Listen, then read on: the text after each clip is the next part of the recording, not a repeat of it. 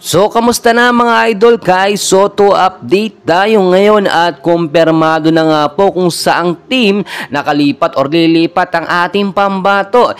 Filipino star Kai Soto is on the verge of moving to Yokohama B Corsairs on a loan agreement. So, loan agreement po ang nangyari dito. So, ano nga ba yung ibig sabihin mga idol ng loan agreement? Nag-research po tayo at nakita rin po natin sa Google ang sinasabi po, no? A loan agreement is a formal contract between a borrower and a lender. These counterparties rely on the loan agreement to ensure legal recourse if commitments or obligations are not met. So magkaiba naman yan pagdating sa basketball, pero medyo nagkakahawig naman ang ibig sabihin.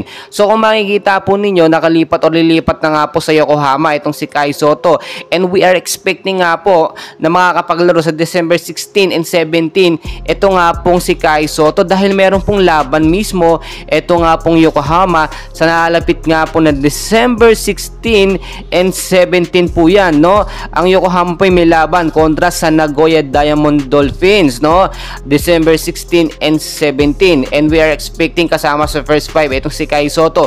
So bakit po isasama agad sa first 5? Bago pa lamang. So kinakailangan po kasi matest or masubukan na si Kai Soto, no? Yung pagiging sentro niya. Alam naman natin dito sa Hiroshima Dragonflies nagamit naman ng wasto or tama itong si Kai Soto, pero napaka-limited lamang po ng time na binibigay sa kanya ni Coach Kyle Milling. Inaasahan po natin ito nga pong head coach ng Yokohama ay makikita ang full potential ng ating pambato na si Kai Soto. So marami nagsasabi talagang itong si Kai Soto, no, ay hindi na malaman kung saan maglalaro.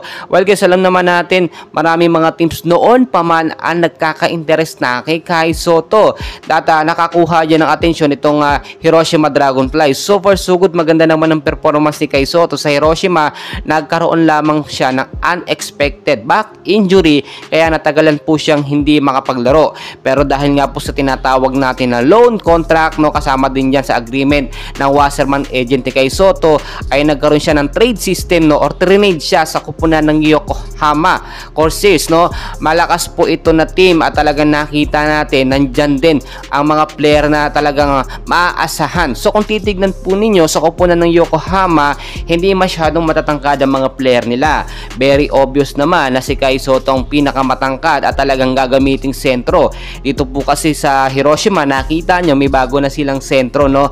Halos kasing height lang din po ni Kai Soto at malaki ang pangangatawan. So useless din kung dalawang sentro na ang mapupunta sa Hiroshima. So nagkaroon ng agreement na itong si Kai Soto i-trade sa ibang kupunan dito nga po sa Yokohama. So yung height advantage ni Kai Soto magagamit po yan. So aasahan natin by December 16 and 17 magkakaroon ng debut game itong si Kai Soto kontra sa kupunan ng Nagoya Diamond Dolphins. And please guys, huwag niyong kalimutan mag-like and subscribe para ma-update ko kayo sa mga kaganapan sa ating pambato na si Kai Soto.